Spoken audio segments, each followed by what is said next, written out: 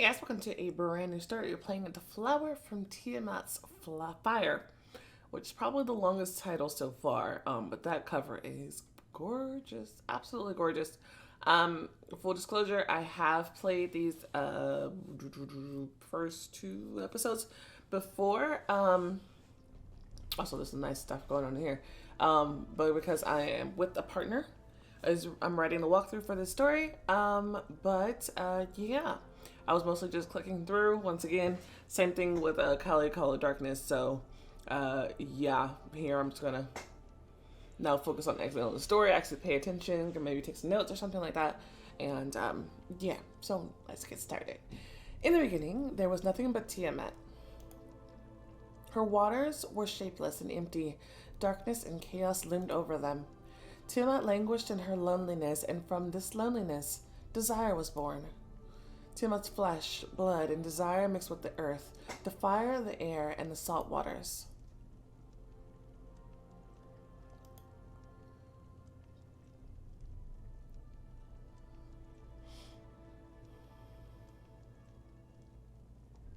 Desire gave birth to the first people. They called Tiamat the Great Mother and bowed to her will. Tiamat gave everyone their purpose and strength to fulfill it, and they were grateful. Tiamat admired and guided them on how to live, sing, and love.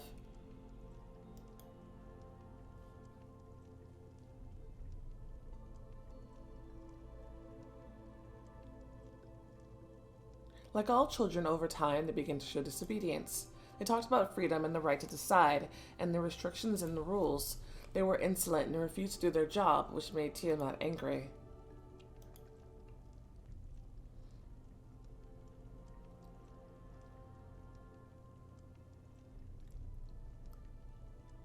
From time to time, Tiamat summoned the great waters and drowned them, but they drained the seas.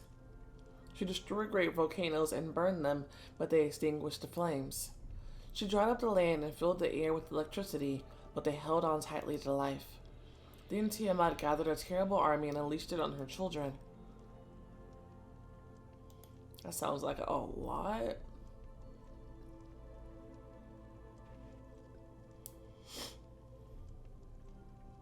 The battle went on for many days and many nights, and the children were losing. Their bodies became one with the earth and salt water. The wise Enki gathered around him his closest friends, gentle Ishtar, angry Shamash, and cheerful Enlil. Together, they put Tiamat to sleep. Before closing her eyes, she said that she would only wake up to destroy them. How exactly did they put her to sleep?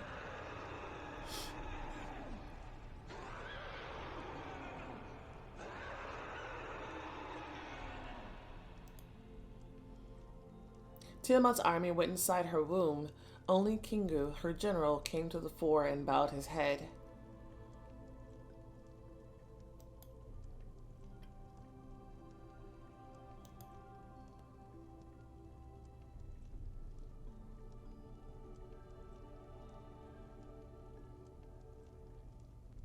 So they became the five, the last of the children of Tiamat. They lifted her flesh and moistened it with their blood and gave birth to a new life.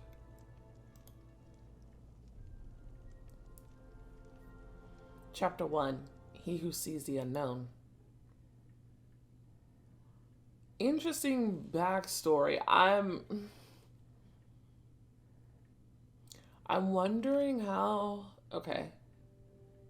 Depicting blood violence and insects. Insects? Okay. In a Reshkigal?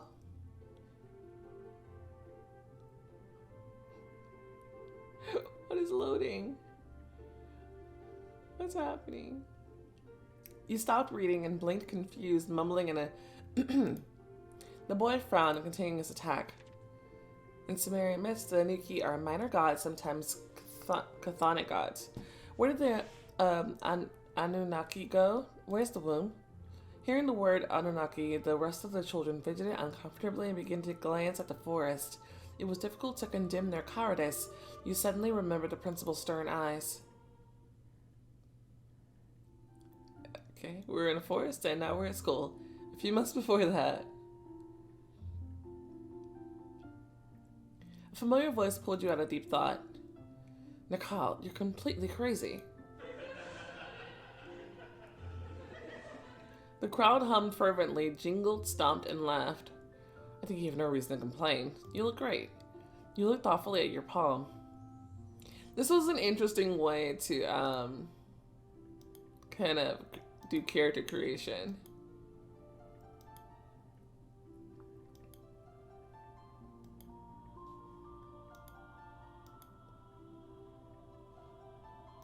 I think I was vibing with swarthy, whatever that means. I was kind of vibing with swarthy.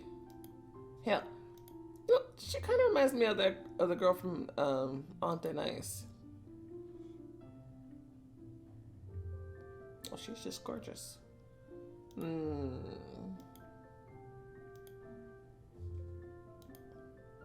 Yeah, I think I was vibing with swarthy, I think.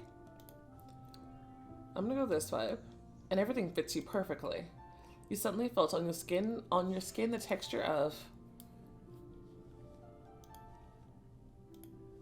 special uniform, an elegant uniform, ceremonial uniform, fancy, or an everyday uniform. I obviously gonna go with ceremonial. It's so cute. So we got different colors up here. Is it kind of like a Hogwarts vibe where it's like different house colors? Because he's wearing blue. I look like I was in green. Even your hair looks great. What a conversation that we're having. Like, was I just like talking about myself? You raised your hand. White tips, dark tips, white strands, and red strands. Yeah, no. This hair was absolutely fire.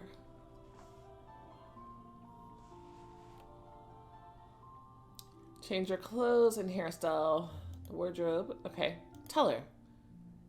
Okay.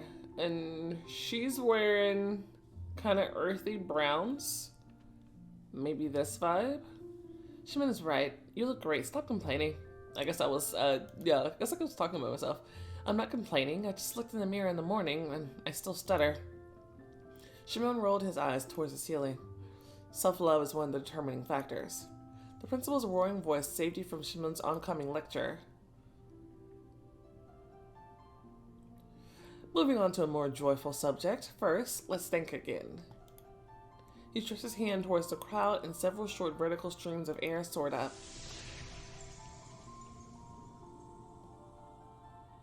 Thin lines that resembled golden feathers swirled and sparkled inside those streams. Poser. You could do without special effects. The volunteers who helped the northern villages at the new fault. The air streams descended, surrounding several students with golden glints. Sue, who was standing in one of the streams, frowned and tried to step aside. And to everyone else, I remind you that the Ananuki are no joke. If you come across one of them in the forest, run. Oh, he did say that. I don't like this name. Why not call them monsters? There are too many of them to refer to them as simply monsters. I like the Ananuki term, like in the ancient myths, remember? The ones about Tiamat and the army and the five? Aren't they cool? Old fairy tales are for children. We're all adults here, and yet we seriously call them like that? But Tiamat and the five are real. They're not just fairy tales. Yeah, and you were there and saw everything, and everything happened exactly like in those stories, right? Her voice was somewhat muffled by the wind. A lock of hair got into her mouth, and she spat displeased. And only those who fight well can be heroes. I feel like we're missing important sections of this lecture. The crowd mooted with interest, and you felt that the principal's gaze rested on you.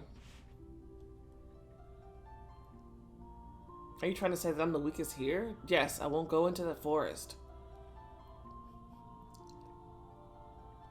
Just kidding. Fighting an Anuki is a bad idea. I want you all to remember this. The memory faded away, pulling you back into the crowd of kids. Kishu continued to look at you sternly, waiting for an answer to his question. The womb is, well, right here. You pat yourself on the belly, the children widening their eyes. Does she eat them? No, well, she's like an ocean, right? She swallowed them up. That is, she ate them. The choices you make now will change the course of the story. You need to help, so you turn to your friend or Kishi's mother. Yeah, how about you tell your kid where the womb is? ZZ, tell him that the mothers don't eat their children. In legends or in general? You waved your hand at your friend. Sue, you're not helping. Mothers don't eat well-behaved children. I'm well-behaved. What did I ask you to do? She frowned menacingly at her offspring, putting her hands on her hips. I'll do everything. It was Nikki who distracted us. Oh, you little traitorous liar. Zizi waved a towel at the whole group and the kids ran away. Kishi didn't go too far. He stopped at the fence staring at you. Oh, Nicole, thank you for your help. Sue just waved her hand and continued to pour water into a huge barrel. You smiled readily. If it weren't for your amazing breakfasts and dinners, we wouldn't have survived. Zizi blushed, feeling proud and happy. Well, I can't leave you kids hungry, can I? The kids looked at each other but didn't comment on that statement. Nikki, if you don't get busy, I'll borrow one of Zizi's towels. You darted after Kishi, showing your readiness to help.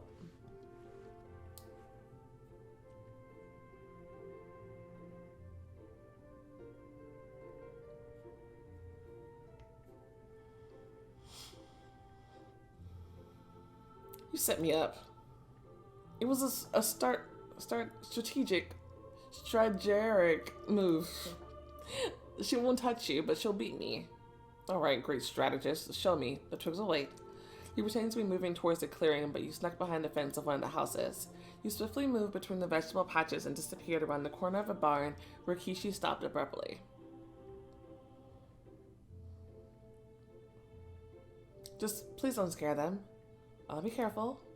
The boy gave you a stern look and exhaled heavily. He finally lifted a large burdock leaf. Aw. Almost without breathing, you bent over the nest. Small beaks opened toward you with a demanding squeak. The gloomy Kishi took out a large piece of paper from his pocket, unfolded it, and took out a fat, writhing worm. I'm kind of like their mom now, only they don't eat. Of course they don't. Well, these are crossbill chicks, look. Kishi hit his forehead with his palm, almost smashing the worm. I'm an idiot. They need seeds. They probably should be softened before feeding them. The boy began to dance in place, either out of impatience or out of joy. Oh, sorry. I didn't mean to scare you. Nikki, can you warm them up? Do you think they're freezing? You took a deep breath, looked at your hands, and clenched them into fists. Better, let's go gather some seeds. It's warm outside now. The sunlight will be enough for them. Yeah, they're hungry. He threw the worm in the garden and looked at you with his big dark eyes. I'm not afraid to walk in the woods, Nikki. I'm not afraid of spirits, nor the... However, he didn't dare to pronounce the word Ananuki near the forest. You patted Kishi on the back of the head, grinning. Yeah, you're the bravest boy in the whole area.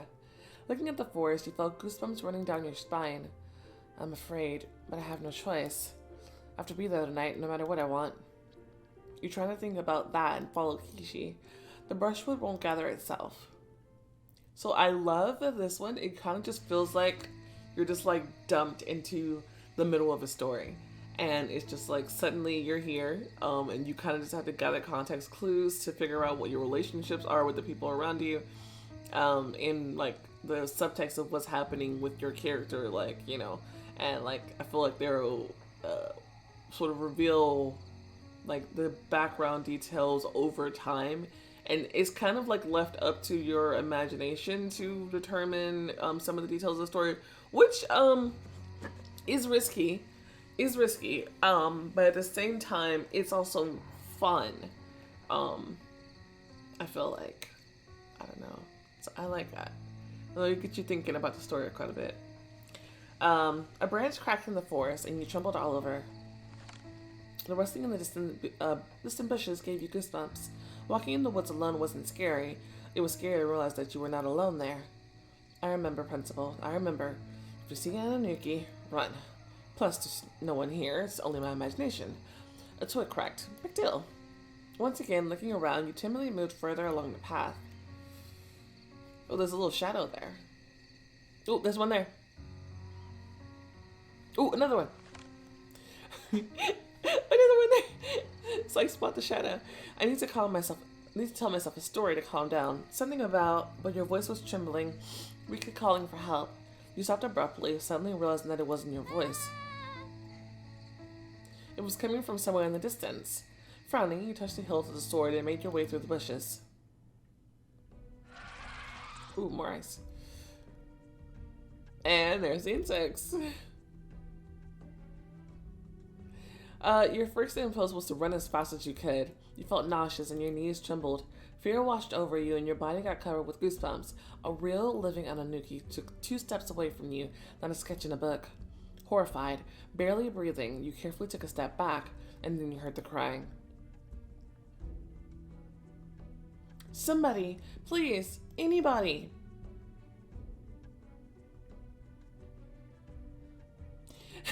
That sounds like a line from the Lion King, when the horrible thing to his father happened, and he's just like kind of call out. He's like, somebody, anybody. But anyway, that reminded me of that. So now I'm already invested in this kid. The forceful place of the monster rose excitedly as antennae inspected the trunk of the tree, getting higher and higher. Kishi clung to a branch up high that was bending dangerously under his weight. His eyes met yours. They opened widely. His huge pupils, full of fear, looked straight into your soul. Nikki. In Sumerian mythology, Lahamu are demons of the water element. What the Lahamu are you doing there? The Anunnaki clung to a lower branch and tried to pull itself up. Kishi began to cry for real, opening his mouth wide in horror. You, too, trembled all over, barely hearing him through the loud beating of your heart. What should I do? The sword won't hurt this beast, and my fire won't be enough. It's a long way back to the academy. Until I come up with reinforcements, there'll be nothing left of Kishi. But if I stay, I'll die with him. But I can't leave Kishi here, or can I? Okay, so this one's tough. This one's tough because if you leave him behind, you get points to keep. But if you don't, you get points and then they get taken away. So, but like, I felt like I couldn't just leave him here. Given the kind of relationship that they set up, I kind of inferred that they were like really close, kind of getting into mischief with each other. So I felt like I couldn't leave him behind. So I'm gonna go this route for now, because there's no skill checks yet, and hopefully 1 point won't make the difference. Cross my fingers. You decide to die heroically for Kishi. The principal is right. I'm an idiot risking my life in vain. Some choices increase the level of fire skill or sword skill. Choose what is right for you. This will affect the plot in the future. Gritting your teeth, you reach for my inner fire. It doesn't matter. It burned inside quietly, almost imperceptibly. You took a piece of it and the tips of your fingers were colored scarlet. This looks so cool. That's not enough. I need a bigger flame. You gritted your teeth and thin streams of flame ran over your skin. Come on, Nikki, come on. Kishi, are you okay? I'm scared. It creeps up. Hold on, climb higher. The leaves rustled, revealing a convulsive movement. The Anunnaki roared, rolling back to the ground. I'm high. Sit there.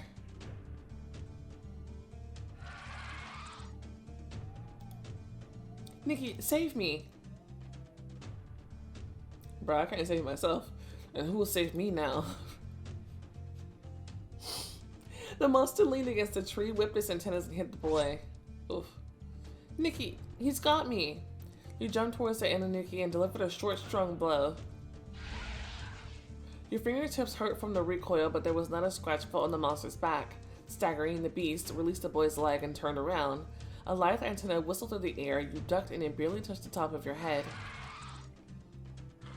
But it was enough to cloud your consciousness and make you see spots. You darted into the side and crashed into the trunk of an oak tree. A second blow hit your back, and you realize with horror that your legs went numb almost immediately. You suffered and bound and lost 1 fire point. Falling on your side, you rolled over several times, pushing off with one hand. I often think of this as maybe like a tutorial battle. Like, you know, basically don't try not to get hurt, otherwise you'll lose skill points. Which is wild. The vision began to return, and with it is the sensitivity in the legs. You raised yourself on one elbow and saw the Anunnaki fiercely waving its antennas in the air. Branches were falling down on it. It aimed at its eyes. Thank you, little one. Staggering, you stood up. The Anunnaki, noticing the movement, rushed at you. Fear paralyzed your hands. Fear leads to darkness. Fear will kill me before the enemy does. Some choices have time limits. Think faster. Oh no. You gasped and jumped back. You dodged the first enemy attack, escaping the claw by a few inches. And then you screamed and you retreated a couple of feet in the meantime. It reared up, straightened its antennas, and moved at you. I need fire. Oh, please, come on. Your hands were trembling and droplets of cold sweat appeared on your forehead. Your fingers flashed with flames, which immediately scattered in the air. You grabbed a bush branch and tried to set it on fire, but the wood refused to catch fire. Tiamat, damn you! A long antenna whipped you on the side, knocking you down. You rolled over a couple of times, avoiding the next blow, and grabbed a sword. I'll chop these things off. You couldn't come up with a smarter line. Anunnaki shook and moved forward, falling on you with its jaws. The only thing you could think of was, what a stupid way to die. A stream of air hit the side of the Anunnaki, smashing into the trunk of a tree.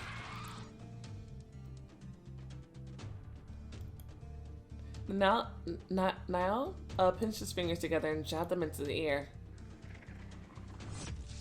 The gust of air hit the weak spot between the sturdy head and abdominal plate. The Anunnaki screamed loudly and immediately fell silent. Well, yes, it's hard to keep screaming when your head is no longer attached to your body. You giggled at your own thoughts. Okay. I'm catching from this girl that she is just a mischievous little, sarcastic sort of like jokester kind of girl. And like looking at NIALL's worried face, she burst out laughing. What the hell? Stop! Your bruised side ached and short moans escaped every now and then together with the laughter. Oh, but I don't take you to the temple for the disturbed. How did you end up here? IR reported movement in the forest. I wanted to make sure all students were safe. IR. Is that the bark? I don't remember. A thrilling adrenaline mixed with relief, you suddenly remember. Kishi. Now, Kishi's over there? Swallowing your laughter in pain, you rushed to the tree. The principal got there faster than you. Kishi was sitting on the ground, breathing heavily. Are you hurt? It hurts here. Oh. He points to the bloody side where his flesh was torn. Did the Anunnaki do that, or did you hit a tree branch? He grabbed me and squeezed, and it hurt. Then you distracted him, but I couldn't hold on any longer and fell. Breathing heavily, he looked into your eyes and smiled ashamed. Sorry, you fought so bravely and I let you down. See, I don't want to leave him behind. NIALL chuckled, glancing at you approvingly. You'll be fine. It could have been much worse. We're taking you back to school now. Ira will patch you up there, okay? Gishu nodded and closed his eyes from fatigue and pain. Now turned to face you. It was a reckless act. Foolish and irresponsible. Some choices can improve or worsen your relationship with other characters. Like, there's another thing. I feel like you get an improvement in relationship with him if you run away, because I think you have the option to tell the truth that you ran. Whereas here, this one will give you a negative. So this one is just neutral. It doesn't really do anything, but we'll just vibe with this. But I couldn't do otherwise. The Anunnaki would have killed you both. I could escape. You didn't stand a chance, and I wouldn't forgive myself if I didn't try to save him. But you're right. It wasn't the wise thing to do. Sorry, teacher. NIALL was silent for a while, then sighed heavily. I'm glad you understand that. At least there's hope that next time you'll do better. I don't think so. He smiled, hiding his sadness and anxiety. Interesting. Oh, it's a random person at the door. It's just people walking around. Don't know what they're doing. But you'll at least consider it. Turning to the tree, Niall crouched down and carefully took Kishi in his arms. Ready? Now we fly high. Aren't you scared? No. That's nice. Nicole, can you get back on your own? Yeah, leave me alone in the forest. You nodded. Then return to the academy immediately. There might be more than one Anunnaki around. But you're leaving me in the forest. He nodded again, and Niall, bending his knees, pushed himself off the ground. The air burst in all directions, throwing the principal high above the treetops. Looking after him, he sighed. So I'm guessing different people can control different elements. And maybe that's what the banners are. So maybe he was from...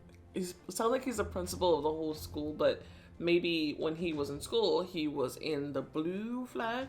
So we had a blue flag, a brown, and red. There's a red one for fire, but she's wearing green. I'm really trying to understand house dynamics here. I don't know. She's wearing green, and yet her element seems to be fire, even though she can't use it.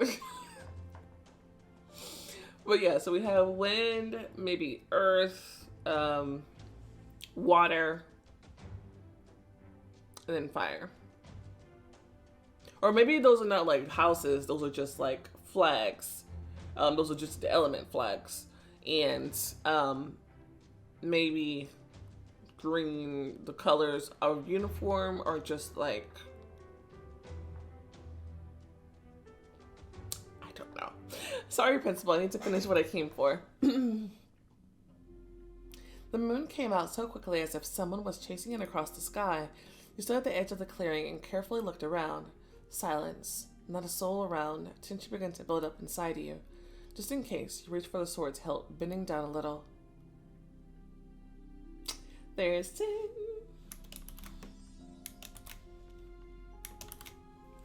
There you are. I started to think you wouldn't show up. You took a breath and slowly removed your fingers from the handle. I ran into an Anunnaki. The trembling and fear didn't subside. You saw Kishi's pale face before your eyes. The man's gaze became tense.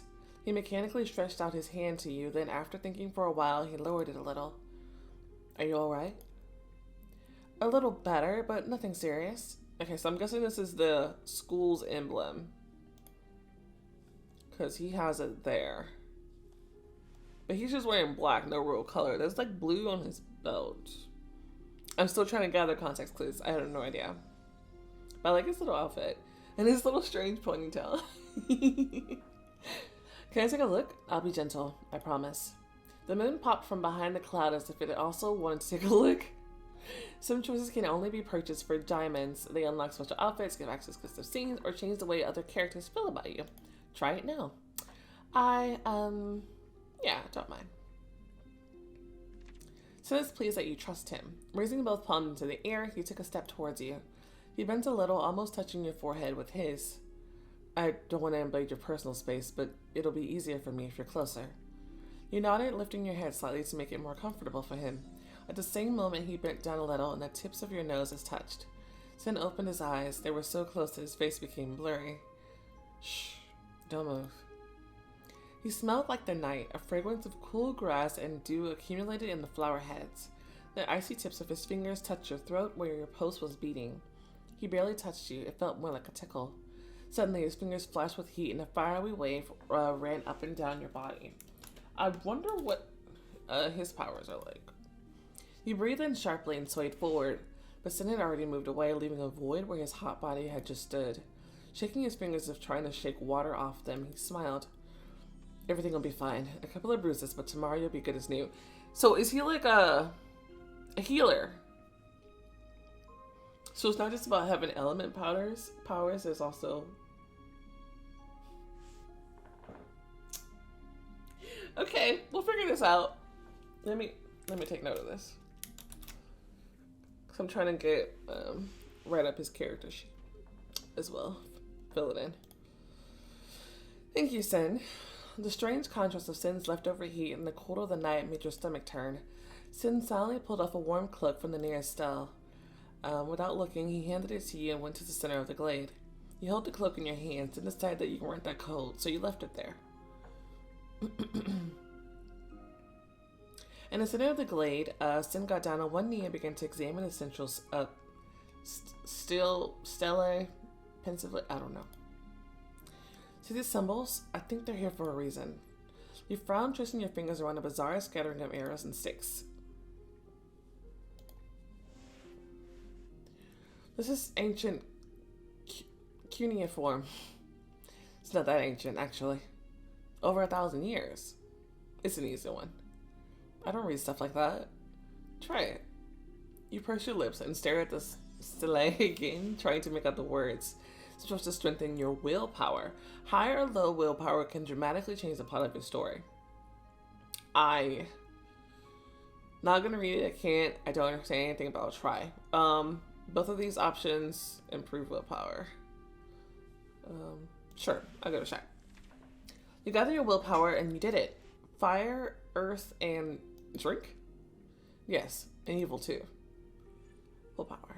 And what is that supposed to mean? Does the evil earth drink fire?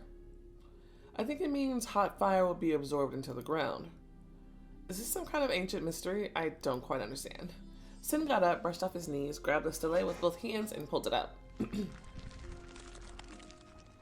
just blinked and watched. He made it look so easy, only his muscles tensed a little. At the bottom, something clicked, and Sin immediately released the stone. See? There's something there, and when you fired to get it. I still don't understand how this related to my brother. You got up, spreading your legs apart. You folded your arms over your chest and frowned sternly. So, we know she has a brother now. You see, like, they don't tell you immediately or why you even here, but you came here to meet him to find out something about your brother. But I kind of like that. We're just like kind of figuring it out. The great and Inky in the picture in the library stood in precisely that position, formidable and demanding at the same time. I think he hid something here before disappearing. Of course, if you remember correctly, everything he did before disappearing. You lowered your hands, instantly losing your fighting fervor. What do we do now? Something tells me we need to heat the stone. He looked at you inquiringly. I got it. I'll go get some firewood. Nikki, you can do it with your hands. Try. Exhaling irritably, you turn toward the dark forest. All I can do is probably light a fire. Nikki, I think... You interrupted him with a sharp wave of your hand. I was unable to light my fire even when the Anunnaki attacked me. So, let's stop talking about that and go get some firewood. After a moment's hesitation, Sin followed you to the forest. Half an hour later, you sat down in the grass, looking at the hot, blazing fire. Nikki, why don't you even want to try? You buried your fingers in the grass, thoughtlessly pulled out a thin stem, and stuck it in your mouth. You felt a pleasant bitterness on fresh grass on your tongue. Because I know it won't work. Sin was silent for a while, then cautiously noticed. Notice or nodded? But you're destined for the fire. You can't just go and stop doing it. Sooner or later, it'll eat you from the inside. Fire doesn't like being kept in a cage. Not mine. Mine prefers bed rest and a tasty meal. Sin shook his head, but didn't argue. He stared into the fire, leaning more comfortably against a nearby stone. Sin, do you like studying at the academy? What? Yes, of course. I really enjoy studying. His voice sounded dull and distant, as if he was repeating a pre-rehearsed line. Interesting. You wrinkled your nose sarcastically. That you're never in the classrooms. Interesting tidbit. I like to work in the field. Don't mind me. There was no trace of passion in his voice. He just kept looking into the fire. Did he get offended that I didn't talk open-heartedly with him? You sighed, fidgeted uncomfortably, and grunted. Sometimes it seems to me that I'm completely out of place here. Sin turned around with interest. People are doing some amazing things. Flying, breathing fire, turning back rivers. And You raised your pinched fingers up. A weak, fiery tongue flared up. You jerked your hand back and forth and it almost went out. Sins wrapped around your wrist and it felt as if plunging into an ice font. The fire of your fingertips soared up in a column of flame. It was black on the sides and scattered sparks up high. You screamed, reeling back. The fire descended from your hand and hit the still. stele. I don't know. Sin, how did you do that? The man smiled mysteriously, staring at the stele. Reflections of the flame flashed in his eyes, leaving part of his face in pitch darkness. For a second, it seemed that he merged with the darkness behind him. Most likely, you didn't look that impressive. What a pity. I didn't do anything. I just unleashed your fire. I gave you a gentle push. So not just a healer. Maybe... I don't understand. I don't understand this man's abilities. It's not difficult. You just need to learn to open up. You couldn't find the words, but the longing inside suddenly became as big as the sky. Can I really do this? The fire buzzed and danced, leaving white flashes of the retina. The stone in the stele seemed to swell, expanding from the heat. Under the ground, something crunched and started to hum. The stone, which expanded almost twice its size, slowly sank into the ground.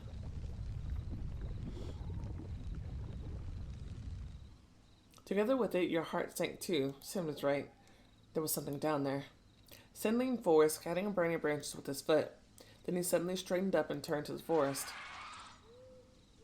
Did you hear that? That's an Anuki. We have to leave, hide, and prepare for battle. Ready to fight. With a trembling hand, you reached for the sword in your belt. The picture of Anuki kicking you with all his paws was still fresh in your mind. Sin turned away, but you managed to see his smile. Your courage delights me, but there's no need to fight when you can hide. You looked at him, trying to hide your hope and fear behind feigned determination.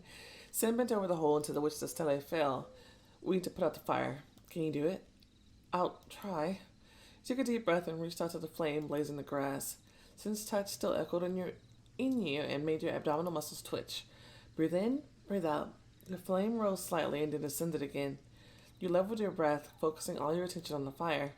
From somewhere in the forest, the echoing roar of the monster was heard again, but you couldn't afford to be distracted. Breathe in, hold your breath. You've earned enough fire points. So apparently you only need one. Deprived of oxygen, the flame died out. Only hot coals smoldered here and there. Standing on the edge of the hole, you turned around and almost whined in horror.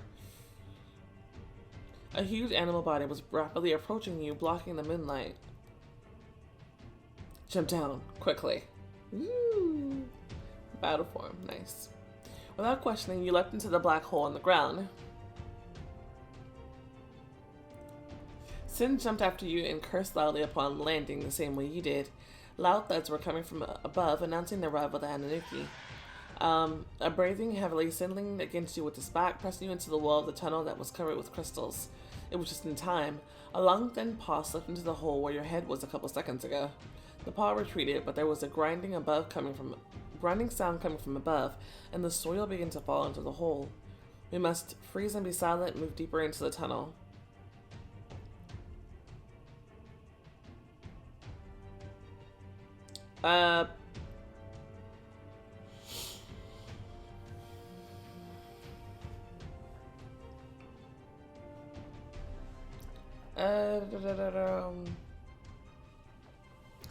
Freeze and be silent?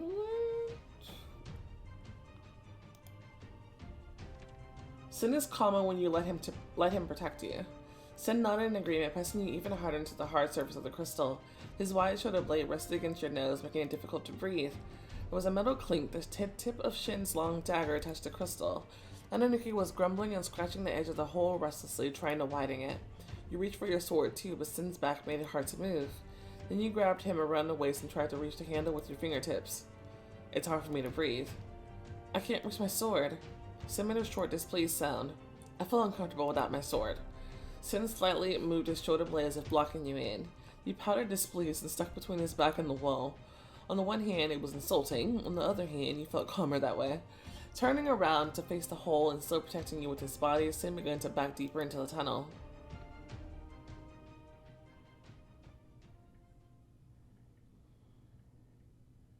After 10 steps, he felt more relaxed. After 20, he lowered his blade altogether. I think you won't make it here. There's a stone slab under the stele, and that baby won't make it through. Baby? Did you have time to get a closer look? I've seen Anunnaki. What have I been calling it? Anunnaki. Running through the field. That's a baby. He's dangerous to humans, but he won't make it in here. She, the dagger, turned around and froze. You turned around too. There was a small room at the end of the tunnel. What is that? Squinting, Sim came closer, reached out, and stroked the cold wood of the statue. For the ancient Sumerians, Tiamat was the mother of all gods, the primitive ocean. This is Tiamat. You caught your breath. The crystals, as if responding to your fright, faded a little. So, this is Tiamat's altar? Looks like it. But she cannot be worshipped. It's forbidden. The man nodded briefly, then he took something off the altar and handed it to you. You felt cold all over, reached out and stroked the edge of the stone. Do you know what it is? I know. You swallowed and looked at Sim with wide eyes. This is my brother's amulet.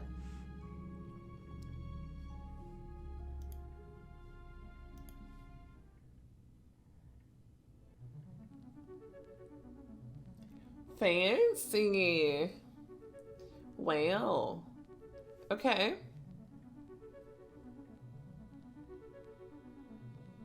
Well, I wonder what the shape of the amulet is, because there's a hole here, and what if the amulet fits right here? If you find a stone like this, and it opens something, unlocks something. I don't know. So, my brother was down there somewhere for some reason. It's fire and ice.